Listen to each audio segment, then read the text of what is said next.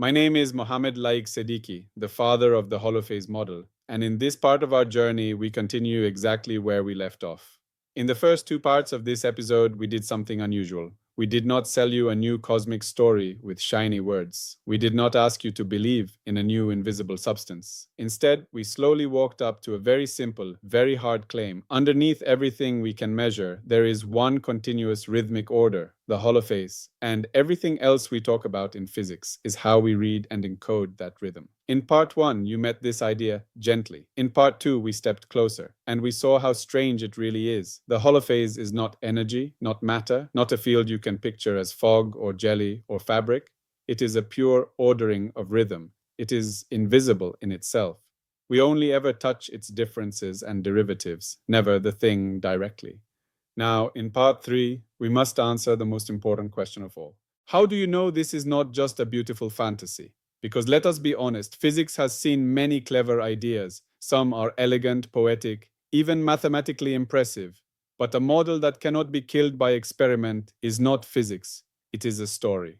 So in this part, I want to do something that many grand theories avoid. I want to show you, as clearly and concretely as I can, how to attack the holophase model, how to poke it, break it, test it, torture it. If, after all those attacks, it survives, then it deserves your attention. If it fails, it deserves to die. That is the spirit of what follows. I will keep the language as simple as possible. I will talk to you as if you are here with me in the room and we are thinking this through together. Later, you will have access to the full equations and formal details. For now, I want you to understand the logic and the intuition behind the tests. Imagine two kinds of people building a bridge. The first kind uses a detailed engineering model. They calculate forces, stresses, wind loads. They estimate safety margins. They test materials. They can tell you with numbers how much weight the bridge can safely carry. The second kind builds a bridge by feeling. They say, "It looks strong. I have a good feeling about it. Trust me." Which bridge would you walk your family across? You already know the answer. Now imagine two kinds of theories about reality. One theory says, "Here is my idea. I cannot tell you exactly how to test it, but it feels right. And if you do not see it, that is your problem."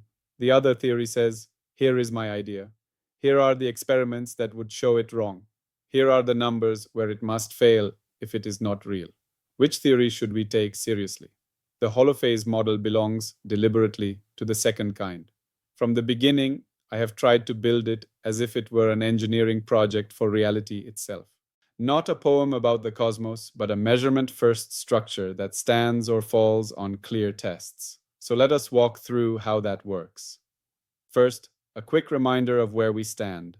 In the second episode, we saw the long story that led to our current picture: spirits, elements, atoms, fields, energy, space-time, quantum fields. We saw how energy became the universal currency. We saw how space-time became the stage. We saw how this picture is powerful, but also how it leaves deep questions unanswered. In the first two parts of this episode, we did something bold. We gently stepped behind that stage. We said, what if energy is not the substance of reality, but a way of counting certain patterns of change? What if space-time is not the container of reality, but the way a deeper rhythm shows up when we read it along three directions: time, space, and motion? What if the true stuff is this invisible, continuous, cyclic order, the holophase? Phi? Beautiful, yes. But beauty is cheap, so now we ask, where is the steel? The first steel beam in the holophase model is a very strict rule about what it means for something to be real. In ordinary talk, we often say, "This is real because I feel it," or "This is real because everyone believes it," or "This is real because my theory says so." The holophase model refuses all of that. It says instead, to say that something exists is to say that, at least in principle, we can read it as a pattern in phi on a finite patch of the world, using concrete measurement procedures, with known limits on how precise we can be. That sounds abstract, so let us slow it down with an analogy.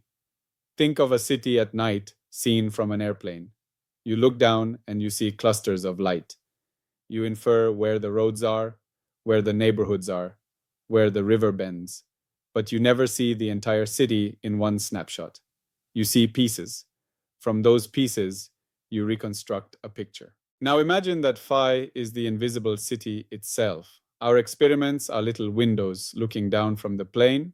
Each window captures a patch of lights, a pattern of brightness. The Holophase model says, we only have the right to speak about reality where those patches are bright enough, clear enough, and reproducible enough that we can reconstruct the underlying pattern of phi. If the patch is too noisy, too blurry, too inconsistent, we do not promote it to ontology. We do not say, there is definitely a new particle here, or there is a new force here. We say, more honestly, in this region, reality is not yet resolved.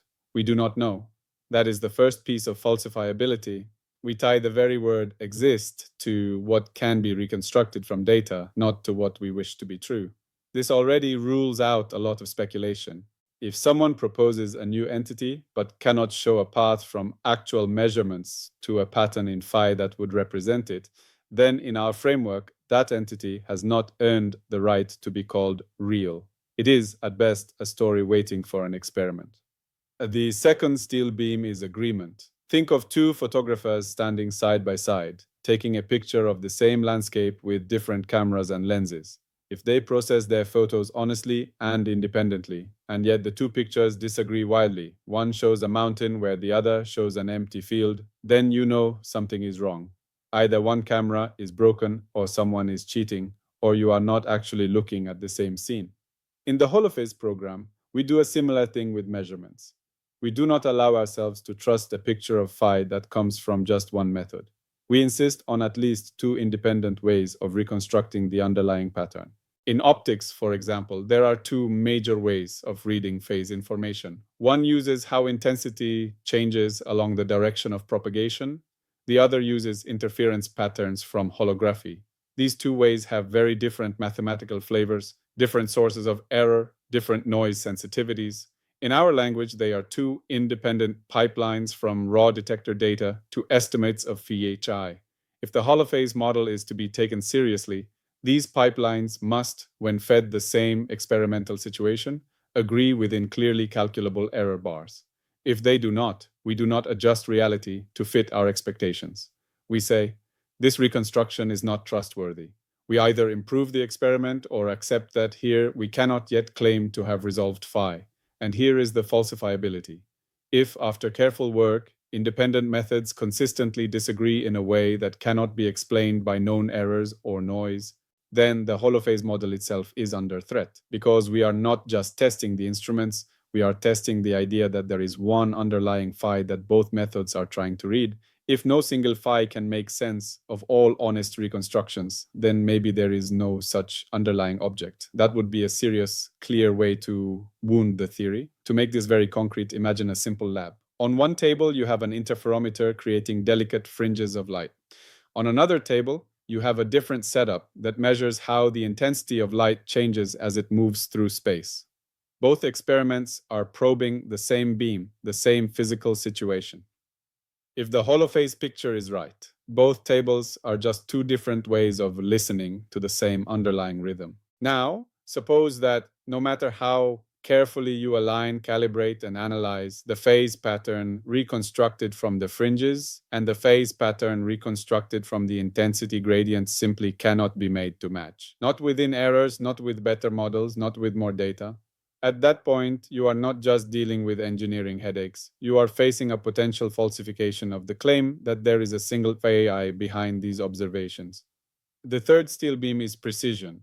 Every measurement in the real world is noisy. We never know anything with infinite accuracy. But there is a deep difference between we have not measured it yet and it cannot be measured more precisely no matter how hard we try, because the information just is not there. The Holophase model builds this distinction into its bones. For every quantity, we try to estimate from data, an angle, a frequency, a phase difference, a flux. We can calculate a fundamental lower bound on how precise any estimator can possibly be, given the amount of data and the level of noise. This is not a guess, it is a theorem. It says, roughly, even a perfect experimentalist with unlimited computing power cannot beat this limit. In more technical language, this is called a Kramer-Rao bound. In plain language, you can think of it as the sharpest possible focus you can get with a given lens, sensor, and amount of light. No matter how clever you are with software, you cannot turn a blurry, low-light picture into a sharp photograph of a face that was never recorded in the photons. The holophase model treats these bounds not as annoying side notes, but as part of reality itself. They become part of what it means to say, "We know phi here." And again, this gives us falsifiability. If we claim to have measured some aspect of phi more precisely than these bounds allow, we are probably fooling ourselves. If some proposed effect requires information that lies beyond these bounds, we are probably talking nonsense. If an experiment appears to beat these limits in a controlled way, then either our understanding of noise and information is incomplete, or the holophase framework for inference is wrong. Either way, we have a precise way to be wrong. You can imagine a whole family of experiments designed exactly for this. We deliberately push our instruments toward these limits, trying to see whether the holophase-based estimates behave as they should when we approach the boundary between resolvable and not resolvable. If they misbehave in a systematic way, that is not something we can hide behind technical excuses. It would point to something deeply wrong in the way we are connecting phi to data. The fourth steel beam is prediction. A theory that only explains things after they happen is not very impressive. It is like a person who always says, "I knew it," after the fact. The holophase model aims higher. Because it says everything physical is, in the end, patterns in one underlying phase field, it must be able to take information from one set of situations and predict what will happen in new, untried cases. Think again of the city from the airplane. If you see the pattern of lights on a Monday night and again on a Friday night, you can start to guess the rhythm of traffic and human activity. If your city model is good, you can say things like, "At 5 p.m. next Friday, this road will be jammed, that bridge will be half full, and those neighborhoods will be quiet." In the holophase setting, this means once we have inferred the way phi tends to change in one class of experiments, we should be able to carry that forward and predict new outcomes in a different setup that shares the same underlying dynamics. We can do this in optics, in acoustics, in certain fluid systems, in electronic circuits. If, after honest work, the model keeps making sharp predictions that match reality within the stated error bounds, that is not proof, but it is strong evidence that we are reading the underlying rhythm correctly. If, on the other hand, the model's predictions repeatedly fail in carefully controlled registered experiments, not by a little, but in clearly systematic ways, then its claim to be a universal substrate evaporates. We can be more specific. If there is truly one underlying phase field, then certain relationships between measured frequencies, wavelengths, and velocities must always hold. If we start to see clear, repeatable violations of these relationships, violations that cannot be blamed on noise, miscalibration, or hidden experimental details, then something has to give. Either our reconstruction of phi is wrong, our understanding of the dynamics is incomplete, or the whole idea that there is a single phi is false. The last option is the most serious. It is the one that would force us to rewrite the ontology again. Imagine, for instance, that your holophase model correctly predicts the behavior of light in air and glass, but fails dramatically and consistently for sound in water or waves in a plasma, even after all reasonable corrections. At some point, you must admit that the supposed universal rhythm is not as universal as you claimed. That is how a theory honestly loses. The fifth steel beam is universality. A bad theory can sometimes look good in a narrow corner of reality. It can be tuned to explain one kind of experiment very well, while failing elsewhere. The holophase model makes a bolder promise. It says, the same underlying phase field is responsible for the structure of light, sound, matter, forces, temperature, quantum behavior, information, life, and even mind. That is a huge claim. It means we do not have the right to treat the holophase as a mere trick for optics. If it is real, it must show up in very different domains with the same basic rules. So here is another axis of falsifiability, cross-domain consistency. Imagine we reconstruct phi from optical experiments. We infer certain patterns of dispersion, certain ways that the rhythm changes with scale. Now imagine that in a completely different context, say electronics or fluid flow or quantum interference, We infer a different behavior for phi that contradicts the first one in ways that cannot be reconciled. If those contradictions are robust, repeatable, and not due to experimental mistakes, then the idea of one universal holophase is in trouble. We would be forced either to accept multiple independent phase fields, each confined to its own domain, or to give up the model entirely. In that sense, every new domain we apply the holophase to is both an opportunity and a threat.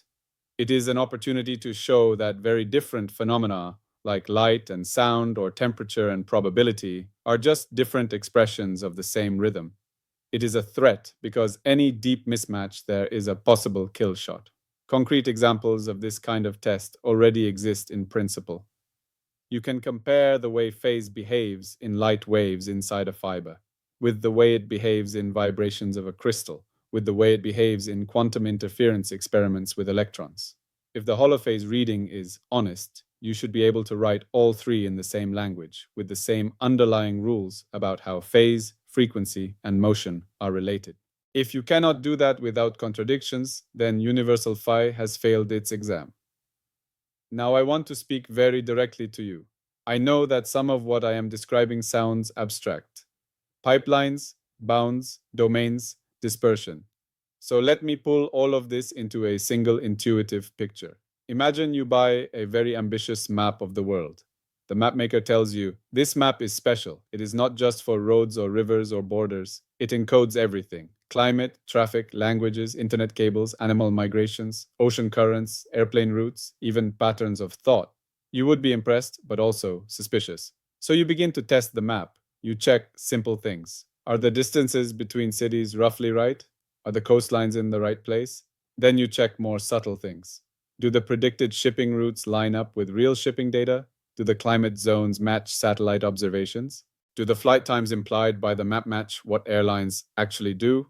The more domains the map claims to cover, the more places you can attack it. The holophase model is like that map. It claims to be a single, unified encoding of reality, not just of one slice of it. So the honest thing, the scientific thing, is to publish the map and with it a list of very specific ways to tear it apart.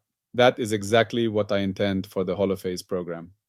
In the written papers and technical supplements, I lay out not only the formal equations, but also a network of tests and gates. There are tests about whether we can reconstruct phi at all in a given situation. There are tests about whether different methods of reconstruction agree. There are tests about whether the inferred dynamics predict new data. There are tests about whether the theory's encoding of things like energy, probability, and entropy match the bounds we observe in the lab. Each of these is a possible kill switch.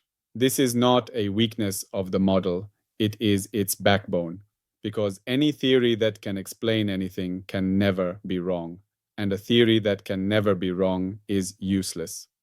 At this point, you might be wondering, why would you design your own theory so that it can be killed? My answer is because I care more about reality than about my idea. If the holophase is not how reality works, I want the world to find out quickly. The worst outcome would be that people spend decades building castles on top of an illusion. Much better to have a small, sharp set of tests that can, in a few years, tell us one of two things. Either, no, this is not how the world works. Here is the experiment that shows it. Or, yes, we have tried very hard to kill it in many domains, and it is still standing. Maybe this really is the next layer down. When I say that the holophase model is falsifiable, I am not repeating a slogan. I am telling you that the model comes packaged with a handbook titled, "Here is how to prove me wrong." You are invited to read that handbook. You are invited, in fact, to improve it, to find sharper, cleaner, more decisive tests, to design experiments that I have not thought of, to treat holophase not as a belief but as a challenge.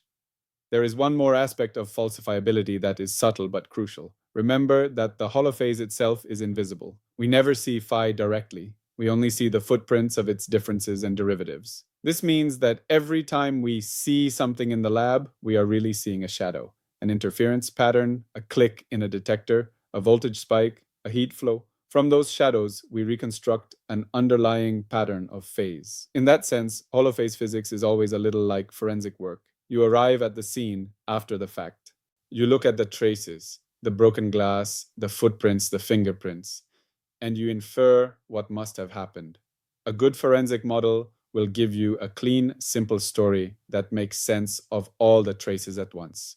A bad model will either fail to explain some crucial detail, or it will allow too many different stories with no way to choose between them. The holophase model is falsifiable precisely because it is very strict about this reconstruction. It demands that the same underlying phi must account for all the shadows in a given window in a consistent quantitative way. If you can find a case where no single pattern of phi can make sense of the observed shadows, not even in principle, then you have found a place where the model breaks. In that moment, you are not just disagreeing about interpretations. You are showing that the basic claim that there is one rhythmic order underneath cannot be reconciled with the evidence. That is the kind of falsification that matters. You could imagine, for example, a careful series of interference experiments where the pattern on the screen simply cannot be accounted for by any smooth phase field, no matter how wild, once you take into account all known sources of noise and all the ways the apparatus could misbehave. If such a pattern were confirmed and kept resisting explanation, it would be a direct threat to the idea that everything is phase plus noise. Before we close, let me talk to you, not as a theorist, but as a fellow human being standing inside this experiment called existence. You may not run lasers or particle accelerators. You may never write down an equation for phase or dispersion, but you still live inside the rhythm. Every time you hear music, your nervous system is decoding patterns of phase and amplitude into meaning. Every time you look at a rainbow, your eyes are sampling interference between different wavelengths of light. Every time you feel heat on your skin, you are in contact with a sea of microscopic oscillations. The holophase is not somewhere far away in the heavens. If it is real, it is the quiet order that makes all of these experiences possible. So when I talk about falsifiability, I am not only talking to professional physicists, I am also talking to you. You can ask of this model the same question you might ask of any deep story about reality. Does it make the world more intelligible? Does it sharpen the link between what we claim and what we can, in principle, observe? Does it respect the difference between what we wish to be true and what the world actually says? If the answer over time is yes, then the holophase picture is doing its job. If the answer turns out to be no, then we will have learned something precious, that even our best attempts to capture the rhythm of reality must still bow to the rhythm itself. That is the ultimate falsification and the ultimate humility. And if one day a better, deeper, more testable picture arrives, one that explains everything holophase can explain and more, with even clearer links to experiment, then we will have to let this model go. That too would be a success, because the real hero of this story is not a theory, but truth itself. So where does this leave us? By the end of this part, you should have a sense of three things. First, that the holophase is not just a poetic word, it is a specific claim. There is a single, continuous, cyclic ordering beneath all physical phenomena, and everything we measure is a way of reading its differences and derivatives on finite patches of the world. Second, that this claim is not free. It comes with a heavy price. We must be able to reconstruct phi from real data across many domains, with independent methods agreeing within known bounds, making predictions that survive new tests. Third, that the model is wide open to being broken. We have listed concrete ways to kill it: experimental windows where reconstructions fail, inconsistent inferences of phi across methods or domains, violations of basic relationships between frequency, wavelength, and velocity, violations of fundamental precision bounds, or the discovery of robust phenomena that simply cannot be expressed as patterns in a single phase field. If any of these appear and resist honest repair, the holophase model must give way. That is what makes it science. In the spirit of full openness, I want you to hold these possible failure modes in your mind as we continue the journey. Every time the model makes a claim about time, space, motion, energy, information, or life, you can quietly ask, is this something I could, in principle, check? Is there a clear way this could turn out to be wrong? If the answer is ever no, then the model has drifted into empty poetry and we must bring it back. In the next episode, we will go deeper into one of the most beautiful consequences of this picture. We will explore how time, space, and motion The three things we usually think of as the basic ingredients of reality can emerge as three different ways of reading the same underlying rhythm. We will see how clocks, rulers, and trajectories are not primitive objects, but instruments that read the turning of phi. We will see how the speed of light, inertia, and even the geometry of spacetime itself can be understood as patterns in the dispersion of this rhythm. And once again, we will see how all of this can be tested. For now, I invite you to sit with a simple thought. A theory does not become profound because it sounds deep. It becomes profound because it makes strong, clear, risky claims about the world. Claims that survive when reality has every chance to say no. The holophase model is my attempt to offer such a theory. Not perfect, not complete, but honest enough to hand you the knife that could cut it down. If, after all the tests, it is still standing, then we may have finally touched the rhythm at the heart of existence. Until then, it remains what all good theories should be: a brave, fragile bridge between our questions and the world that answers them. And the only judge that matters is not me, not tradition, not authority, but the stubborn, patient voice of reality itself.